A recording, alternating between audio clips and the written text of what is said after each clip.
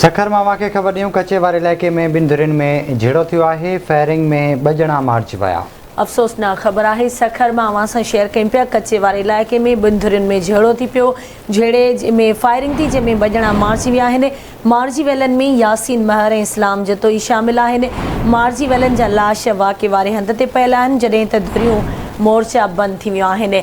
अहम ख़बर अवांखे ॾियूं पिया। सखर मां कचे वारे इलाइक़े में 2 धुरियुनि में झेड़ो थियो आहे।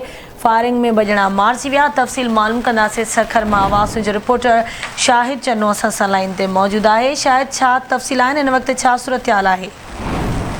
बिल्कुल सखर के कचे वारे इलाके में 2 जगहनि के विच में झेड़ो थियो आहे। फायरिंग के नतीजे में 2 ॼणा मारिजी विया आहिनि। अलॻि कचे वारो इलाइक़ो आहे, जिते ज़मीन जी मालिकियत आहे। महर ऐं जतोई बिरादरी जे 2 धुरियुनि में ज़मीन जी मालिकियत आहे। फायरिंग में हिक धुर जो यासीन महर ऐं ॿी धुर जो इस्लाम जतोई मारिजी विया आहिनि, जॾहिं त 2 ॼणा सख़्तु ज़ख़्मी थिया आहिनि, जिन खे सखर जी अस्पताल हिन वक़्तु मुंतक़िल कियो वियो आहे। ॿिए तरफ़ मारिजी वियलनि जा लाश वाक़े वारे हंधि पियल आहिनि। धुरियूं मोर्चा बंदि थी वियूं आहिनि।